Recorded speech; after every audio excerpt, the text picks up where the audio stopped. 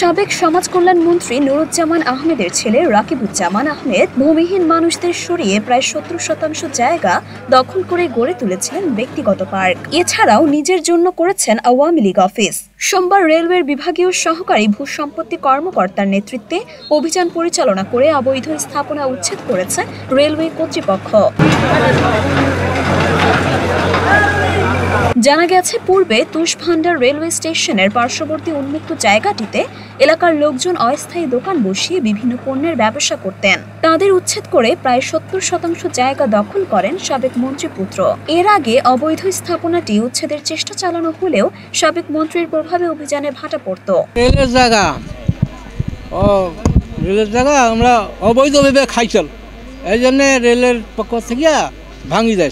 পার্কটা হলো করিমদ্দি নুরুজ্জামান আহমেদ মন্ত্রী জমি এটা দখল করে নিয়েছে, নিয়ে পার করছে। জনগণেও অত ছুটে হয়ে যায়, এখন সবাই এইগুলা মিলিয়ে রেল থাকি ভাঙি যাচ্ছে। এত স্থাপনা যেটা অবৈধ স্থাপনা করছে এইসব রেলের জমি, সেটা রেল কর্তৃপক্ষ ভাঙাচুরা করি এখন জনগণের উৎসাহিত হচ্ছে, জনগণ তাদের উৎসাহ দিচ্ছে। আওয়ামী লীগ বিগত 17 বছর ক্ষমতা থাকার পরে ওরা অবৈধভাবে স্থাপন করেছে রেলের জমিতে।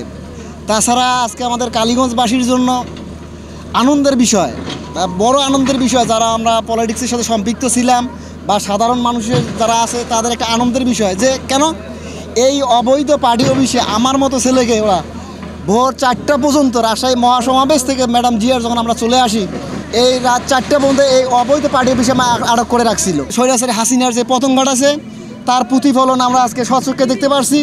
আল্লাহ যদি আমাদের এখন মৃত্যু করায় আমাদের আর কোনো আফসোস নেই।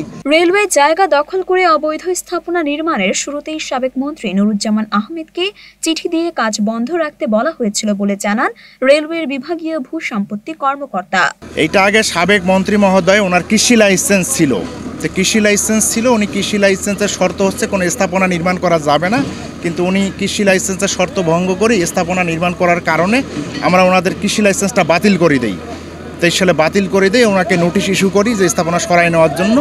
ওনার সরাই না নেওয়ার কারণে আমরা সেই স্থাপনা আজকে উচ্ছেদ করার জন্য আজকে আমরা উচ্ছেদ প্রোগ্রাম পরিচালনা করতেছি।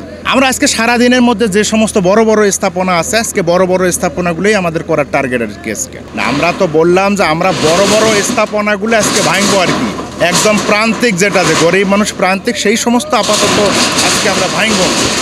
আমরা আজকে বড় বড় স্থাপনা ভাঙার জন্যই আর কি আজকে আমরা আসছি। অভিযান পরিচালনা করার সময় উপস্থিত ছিলেন নির্বাহী প্রকৌশলী মোহাম্মদ তৌহিদুল ইসলাম, সহকারী কমান্ড্যান্ট আতাউল গনি ওসমানী সহ রেল বিভাগের পুলিশ। মরিয়ম মিম, ঢাকা পোস্ট।